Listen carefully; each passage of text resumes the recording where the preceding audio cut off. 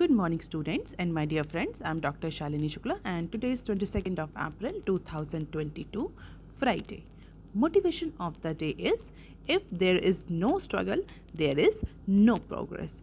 In today's discussion, we are going to cover these articles. So let's start with article number 1 given on page number 1 of Business Standard: Early EV Adoption, Lowering Prices on Government's Agenda. So finally, नीति आयोग ने draft policy release कर दी है related to battery swapping. जैसा कि हम सभी को पता है कि इलेक्ट्रिक व्हीकल के केस में इंडियन गवर्नमेंट जो है वो मिशन मोड में है because of number of international commitment to reduce the carbon emission. और जब इलेक्ट्रिक व्हीकल की बात आती है तो बैटरी स्वैपिंग, बैटरी चार्जिंग और रिलेटेड इंफ्रास्ट्रक्चर पर बहुत सारे क्वेश्चन मार्क रेज होते हैं कि किस तरीके से बैटरी चार्जिंग होगी, बैटरी चार्जिंग पोर्ट कहाँ होंगे, बैटरी स्वैपिंग होगी या बैटरी चार्जिंग के पोर्ट प्रोवाइड करेंगे। Lot of questions are there related to electric vehicle. तो उन्हीं क्वेश्चन को रिजॉल्व करने के लिए फाइनली नीति आयोग ने कल much awaited draft policy release कर दी है on battery swapping for 2 wheelers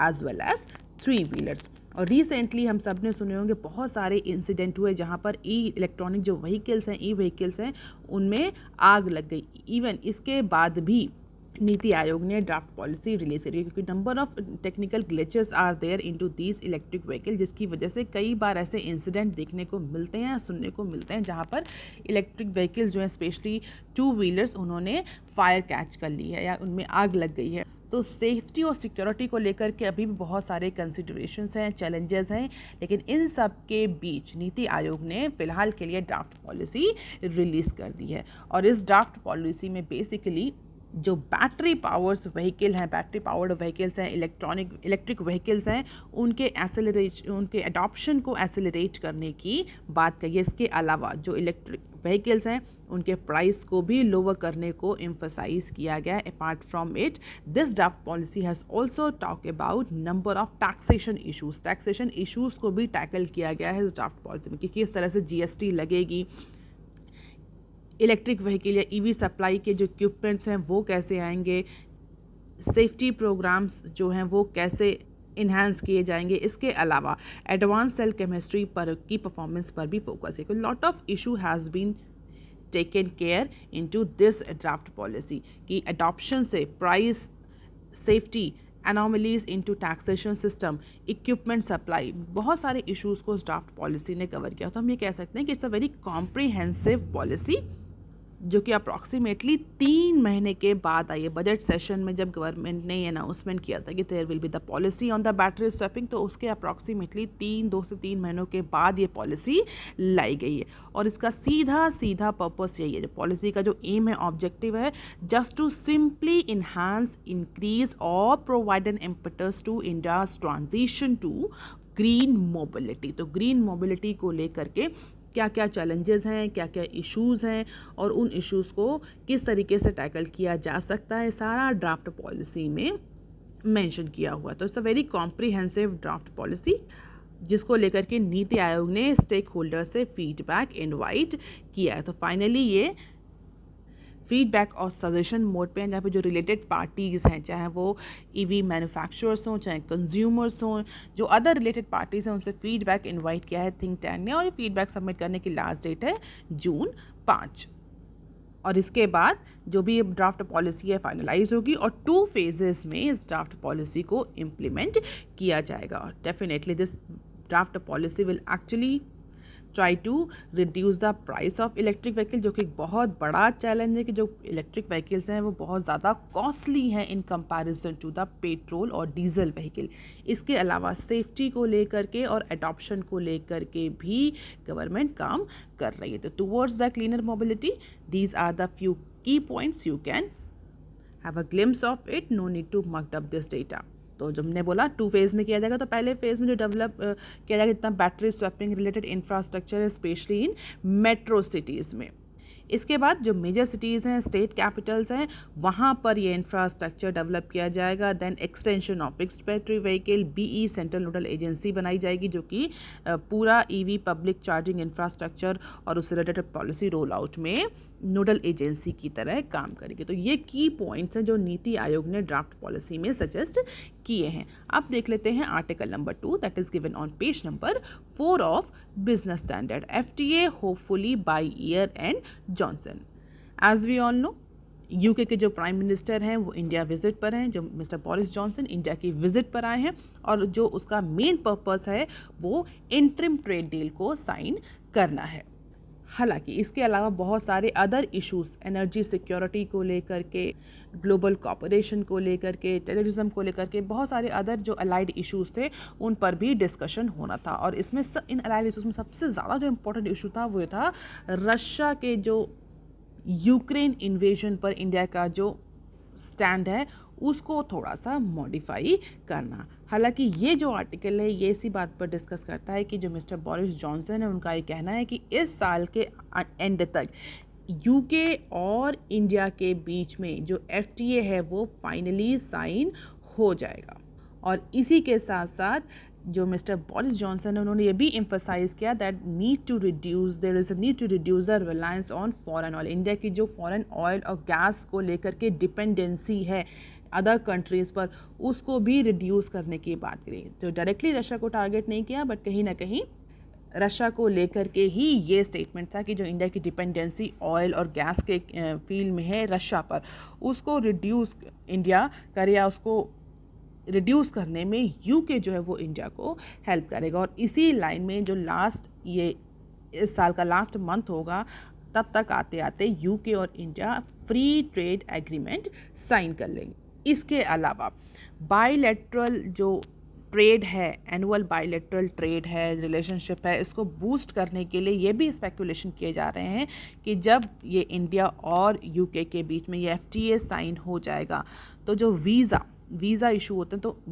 UK और ज़्यादा वीज़ा इशू करेगा इंडियंस को just to improve the trade relation with India. तो वीज़ा इशू को भी लेकर के डिस्कशन नेगोशिएशन हुआ। इसके अलावा अगर हम और ट्रेड डील्स की बात करें तो छोटी छोटी क्लिप्स दी हुई थी, उनको भी हम इसी न्यूज़ आर्टिकल में कवर करने की कोशिश करेंगे। देख लेते हैं पहले clip. Government to conduct trade outreach programme for UAE in Australia deals. यहाँ पर जो OZ है, OZ is the short form of Australia, तो कंफ्यूज नहीं होंगे, it is the short form of Australia. OZ जब कहीं लिखा होता है तो we are talking about the Aussies, that is the short form of Australia. तो रिसेंटली गवर्नमेंट ने UAE के साथ और ऑस्ट्रेलिया के साथ एक ट्रेड डील फाइनल करी है, साइन करी है। उसी ट्रेड डील को लेकर के the commerce ministry will conduct the number of outreach programmes into various cities just to promote the recently signed free trade agreement with Australia and UAE। और क्या पर्पस है, क्या ऑब्जेक्टिव है इस आउटरीच प्रोग्राम से जो गवर्नमेंट ऑफ इंडिया प्लान कर रही है? The very basic purpose of this particular outreach programme is just to inform the Indian exporters को इन्फॉर्म करना, उन्हें अवेयर करना किसके बारे में, about the export opportunities available under these trade agreements. So UAE Australia में कौन कौन सी एक्सपोर्ट अपॉर्चुनिटीज़ अवेलेबल हैं और कैसे इंडिया ने ट्रेड डील साइन करी और कैसे ये ट्रेड डील इन अपॉर्चुनिटीज़ को टैप अप करने के लिए इंडियन एक्सपोर्टर्स को फैसिलिटेट करेगी। तो ये सारे अवेयरनेस प्रोग्राम को बेसिकली गवर्नमेंट ऑफ इंडिया ने टारगेट और प्लान किया है। इसके अलावा एक और शॉर्ट क्लिप सी, that is trade deal with India in a year Bangladesh. So UAE, Australia और UK से ट्रेड डील के बाद ये भी एंटिसिपेशन किया जा रहा है कि Dhaka will actually wrap up the comprehensive economic partnership that is CEPA with India with in next 1 year. तो आगे आने वाले 1 सालों में ऐसा एंटिसिपेट किया जाए कि बांग्लादेश भी इंडिया से एक कॉम्प्रिहेंसिव इकोनॉमिक पार्टनरशिप एग्रीमेंट या ट्रेड डील साइन करेगा। तो एक रीसेंट एक्सक्लूसिव इंटरव्यू में जो बांग्लादेश के कॉमर्स मिनिस्टर हैं उन्होंने इस बात का अनाउंसमेंट किया और उन्होंने कहा कि बांग्लादेश बहुत कीन है इंडिया से इस पर्टिकुलर CEPA को साइन करने में। इसके अलावा बिम्स्टेक फ्री ट्रेड पैक्ट को लेकर के भी डिस्कशन हुआ। जिसके बारे में हमारे प्राइम मिनिस्टर ने रिसेंटली बोला भी था। तो आप मुझे कमेंट सेक्शन में लिखकर बताइए बिम्स्टेक फ्री ट्रेड पैक्ट क्या है। BIMSTEC, BIMSTEC free trade pact. तो इसको भी मेंशन किया जो बांग्लादेश के कॉमर्स मिनिस्टर हैं। तो UAE, ऑस्ट्रेलिया, UK और बांग्लादेश जो हैं वो ये सारे कंट्रीज़ एक लिस्ट में आ गए जिनके साथ India recently trade deal sign कर चुका है या करने वाला है।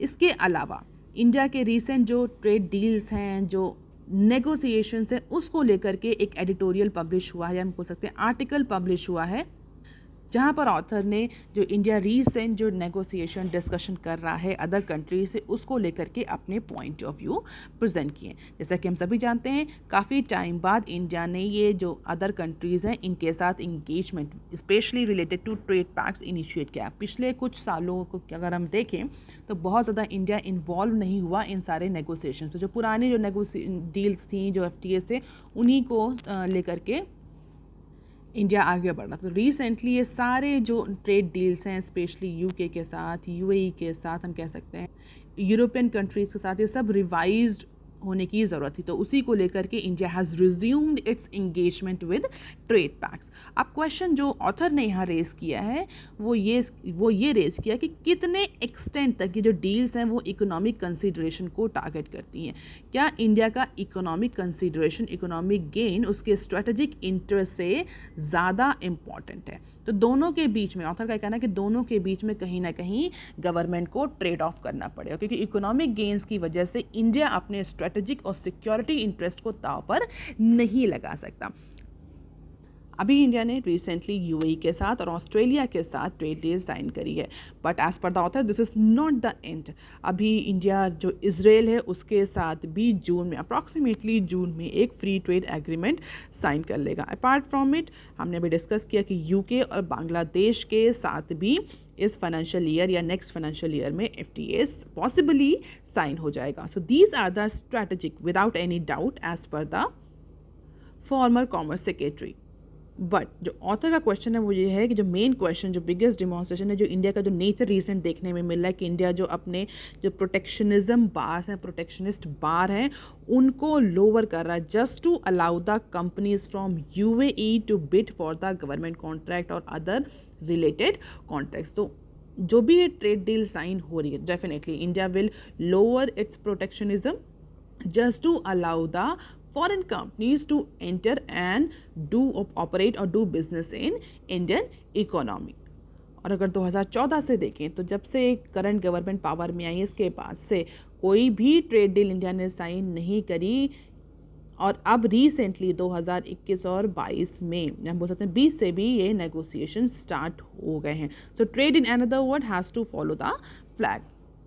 बट ये भी कंसर्न था कि जो ट्रेड डील्स हैं ये इंडिया को किस तरीके से इम्पैक्ट करेंगे, क्योंकि बहुत ज़्यादा जब भी ट्रेड डील्स होती है दोनों ही कंट्रीज़ जो प्रोटेक्शनिज्म है, जो प्रोटेक्शन बार है, उसको बेसिकली जो टैरिफ नॉन टैरिफ बैरियर्स हैं उनको रिड्यूस करने की, उनको रिमूव करने की बात करते हैं, जिससे कि दोनों ही कंट्रीज़ का बिजनेस इंक्रीज हो सके एक दूसरे से। तो जनरली यही फ्री ट्रेड एग्रीमेंट्स होते हैं।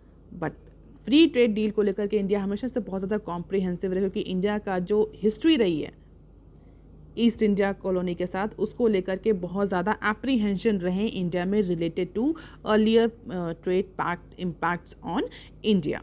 तो ऑथर का ये कहना है कि ठीक है ट्रेड डील्स जो साइन हो रही हैं that is very good, speed भी ठीक है, जल्दी जल्दी साइन हो रही है, ये भी ठीक है, बट द सिलेक्शन और the choice of partner should shows a close fit with India's strategic interest। जिन कंट्रीज़ के साथ आप ट्रेड डील साइन कर रहे हैं वो कंट्रीज़ जो हैं वो आपके स्ट्रेटेजिक इंटरेस्ट, सिक्योरिटी इंटरेस्ट से अलाइंड हों। The connection has not escaped most observers. जैसा कि ऑस्ट्रेलिया के साथ जो ट्रेड डील साइन हुई है वो क्वाड में इंडिया को हेल्प करेगी। क्वाड में जिस तरह से अमेरिका, ऑस्ट्रेलिया, जापान और इंडिया का जो एक एसोसिएशन है उसको लेकर के अलाइन है, स्ट्रैटेजिक इंटरेस्ट से अलाइन है इंडिया की ऑस्ट्रेलिया के साथ ट्रेड डील। इसी तरीके से जो अदर कंट्रीज़ हैं, जो पार्टनर्स हैं, उनके साथ इंडिया का कितना अलाइनमेंट है स्ट्रैटेजिक इंटरेस्ट को लेकर के, सोवरेन इंटरेस्ट को लेकर के, कंट्री इंटरेस्ट को लेकर के, ये बहुत इंपॉर्टेंट कंसिडरेशन है ट्रेड डील्स के फाइनलाइजेशन के समय, ऐसा ऑथर का कहना है। इसके अलावा पार्टनर्स को के सिलेक्शन के अलावा कमोडिटी को लेकर के भी कि इंडिया में किस तरह के एक्सपोर्टर्स हैं, हम क्या एक्सपोर्ट करते हैं और हम क्या इंपोर्ट करते हैं, इसको लेकर के भी अलाइनमेंट होना चाहिए। इट मीन्स हम ऐसे सेक्टर्स पर या ऐसे कंट्रीज़ के साथ साइन करें जहां पर हमारे एक्सपोर्टर्स को अपॉर्चुनिटी मिले।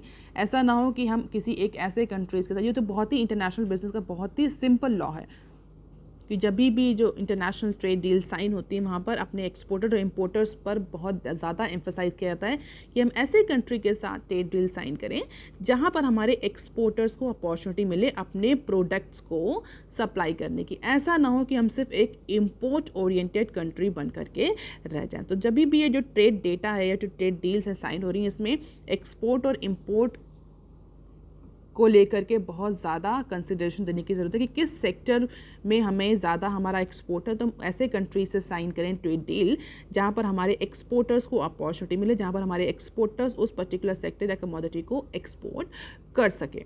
इसके अलावा labour related issue, environmental standard related issues जो हैं, कंसर्न हैं, वो भी एक बहुत बड़ा चैलेंज है, कंसिडरेशन है। तो strategic interest, environmental interest, ecological interest, labor related interest, export import opportunities, selection of partners, all these are the important point that have been raised by the author into this article. तो author का कहना है कि the choice of partner could be based on many factors including the strategic consideration, but yes negotiation thereafter have to be on sound economic logic keeping the commercial interest in view. तो जो countries को जो choose कर रहा है free trade agreements के लिए India, उनको बहुत ही कंसिडरेबली चूज़ करना चाहिए एज पर द ऑथर। अब देख लेते हैं article number 3 that is given on page number 7 of Business standard, black sworn in India's gas economy. तो बेसिकली ये एडिटोरियल है जहाँ पर इंडिया की जो डिपेंडेंसी है गैस को लेकर के, एनर्जी सिक्योरिटी को लेकर के अदर कंट्रीज़ पर, उसके बारे में ऑथर ने डिस्कस किया है। रिसेंट टाइम में जो करंट गवर्नमेंट है उसका बहुत ज़्यादा फोकस था नेचुरल गैस सीएनजी और पाइप नेचुरल गैस पीएनजी को लेकर के, उसके इंफ्रास्ट्रक्चर डेवलपमेंट को लेकर के, इंडिया की सेल्फ रिलायंस को लेकर के। But as per the author recent time में जो पैंडेमिक और वॉर लाइक सिचुएशन जनरेट हुई हैं, वो सारी इंटरनेशनल और अनकंट्रोलेबल सिचुएशंस ने इंडिया का जो ग्रोथ पेस था towards the self reliance in case of gas and energy security, उसको कहीं ना कहीं डावाडोल कर दिया। So natural gas is India's new battle ground for politician, industry and transporters.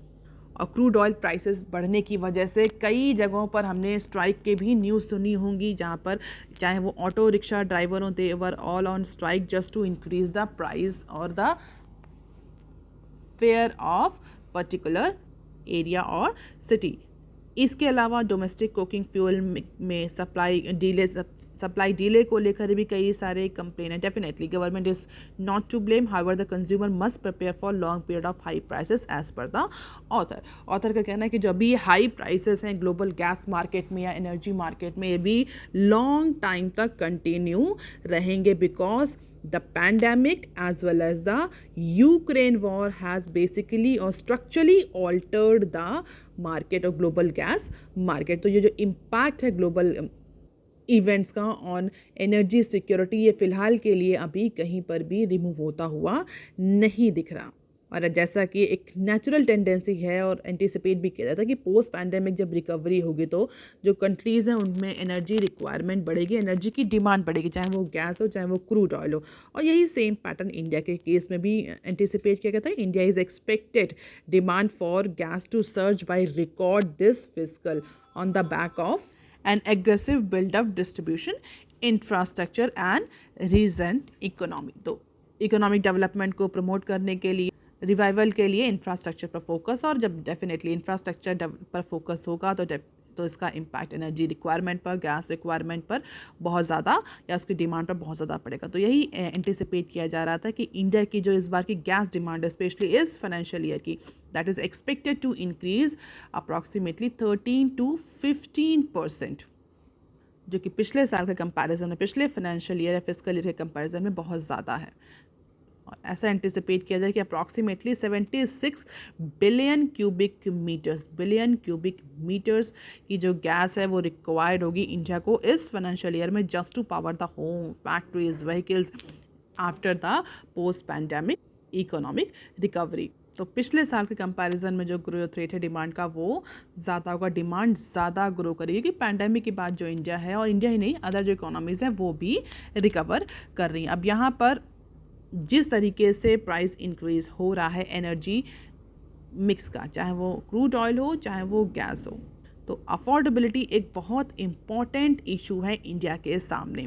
Refineries and some industries में switch to cheaper low sulphur fuels from the gas.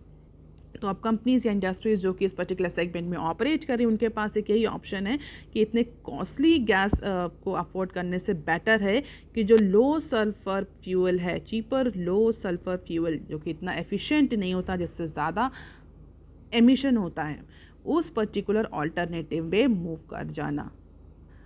कई सारे लोग ये भी कह सकते हैं कि अगर गैस की या कमोडिटीज़ की जो रॉ कमोडिटीज़ हैं, रॉ मटेरियल्स, उनके अगर प्राइस बढ़ रहा है तो ये प्राइस जो है वो कंज्यूमर को ट्रांसफ़र कर दें प्राइस के इन्फ्लेशन के फॉर्म में, तो उसका हमें इम्पैक्ट इन्फ्लेशन के फॉर्म में देखने को मिल रहा है। बट ओवरऑल इंक्रीज़ है, ऐसा नहीं हो सकता कि जो कंपनीज हैं, इंडस्ट्रीज़ हैं, वो पूरा बर्डन कंज्यूमर पर शिफ्ट कर दे। क्यों? क्योंकि अगर इतना प्राइस इंक्रीज़ करेंगी कंपनीज तो डेफिनेटली जो डिमांड होगी उनके प्रोडक्ट और सर्विसेज की वो रिड्यूस करेगी। तो जो इंटायर बर्डन है हायर कॉस्ट का वो कंज्यूमर पर ट्रांसफ़र नहीं किया जा सकता, because this will definitely impact the demand of goods and services. तो वो फर्दर उनकी इकोनॉमी को, उनकी जो प्रॉफिटेबिलिटी, कंपनीज की प्रॉफिटेबिलिटीज़ को वो इम्पैक्ट करेगी।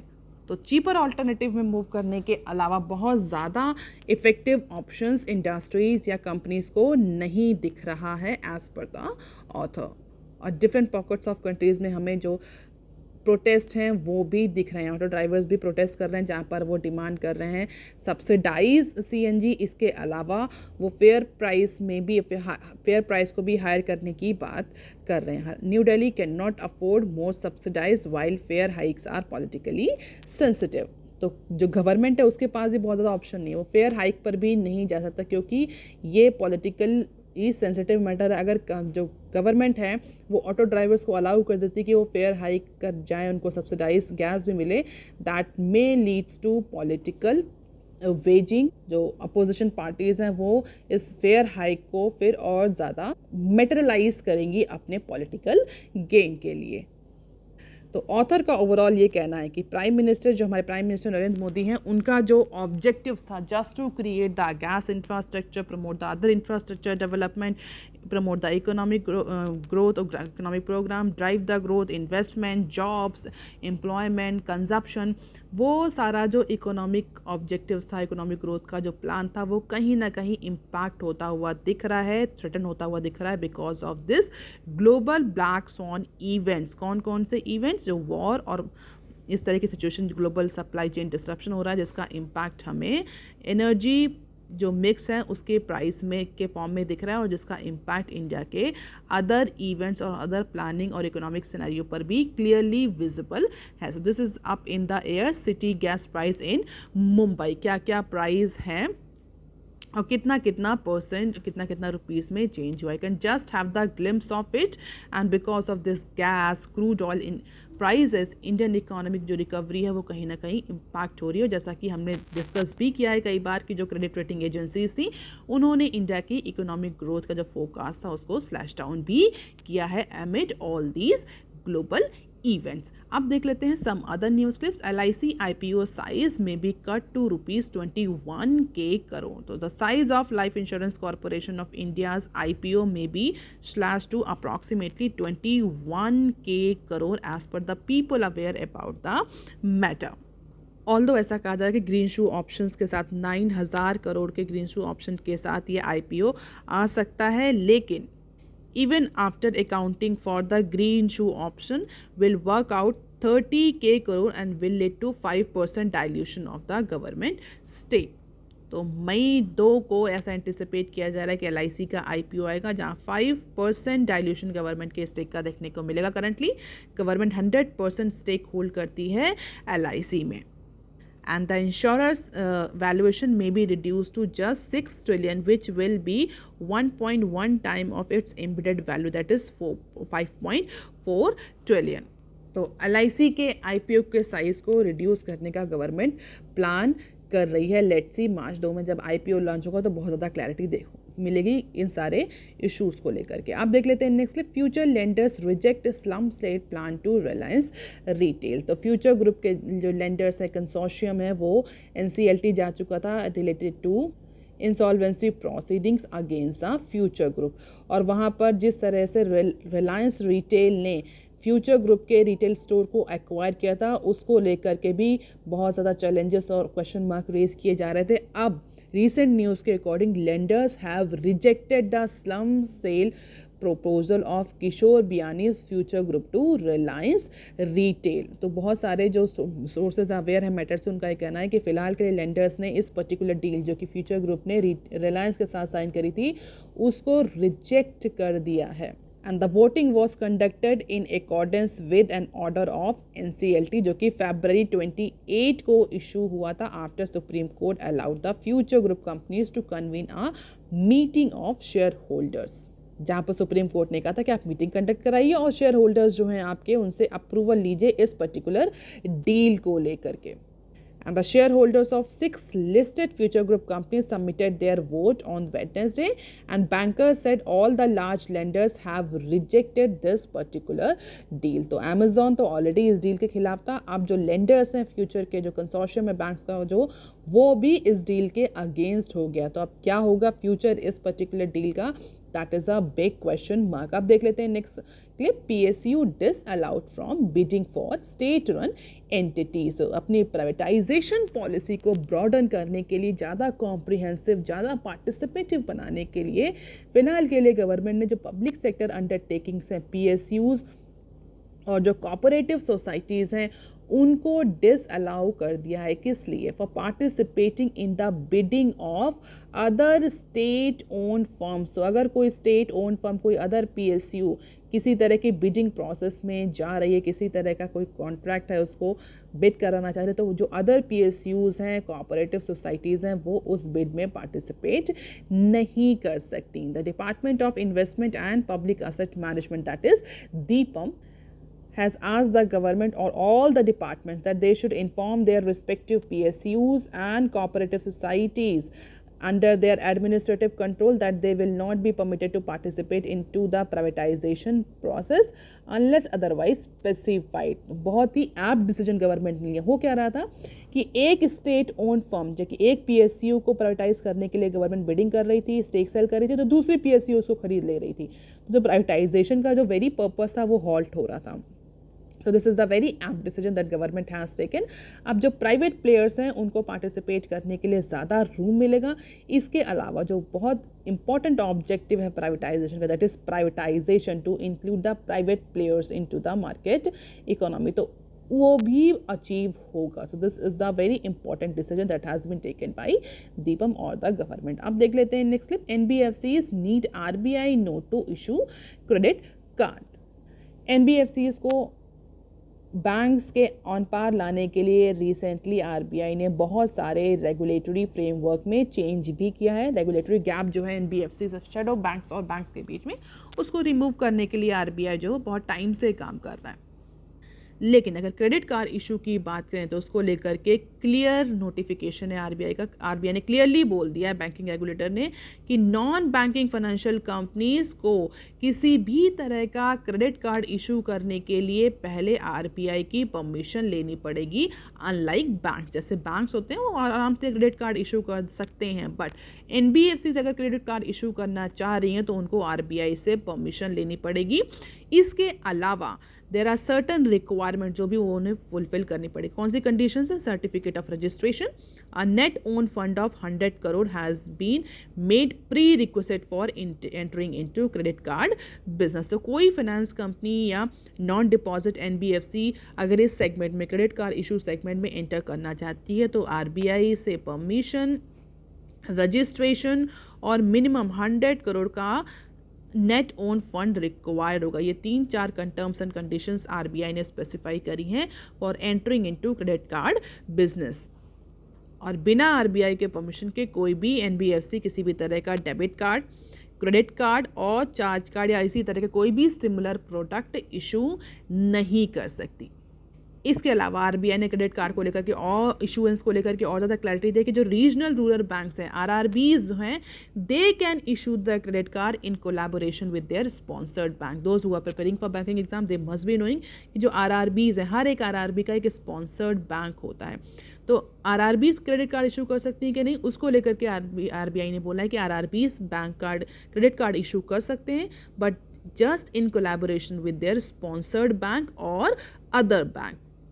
इसके अलावा जो शेड्यूल्ड अर्बन कोऑपरेटिव बैंक्स हैं, यूसीबीज हैं, अर्बन कोऑपरेटिव बैंक्स हैं, वो भी क्रेडिट कार्ड इशू कर सकते हैं, provided that they should be financially sound and well manage. तो अर्बन कोऑपरेटिव बैंक्स को भी अलाउ कर दिया गया है क्रेडिट कार्ड इशू करने के लिए। बस कंडीशंस वही हैं कि उनके पास भी 100 करोड़ का मिनिमम नेटवर्थ होना चाहिए। इसके अलावा अदर जो फाइनेंशियल कंडीशंस हैं वो भी साउंड होनी चाहिए। Apart from it they should be well managed. तो कुछ टर्म्स एंड कंडीशंस आरबीआई ने डिसाइड किए आरआरबीज के लिए, यूसीबीज के लिए, एनबीएफसीज के लिए for entering into credit card business. अब देख, that is all for today students. And if you want lecture PDF, you can join my Telegram channel. You can also follow me on other social media platforms. If you have any query and suggestion, you can write on comment section below. Please like, share and subscribe. Thank you. Have a nice day.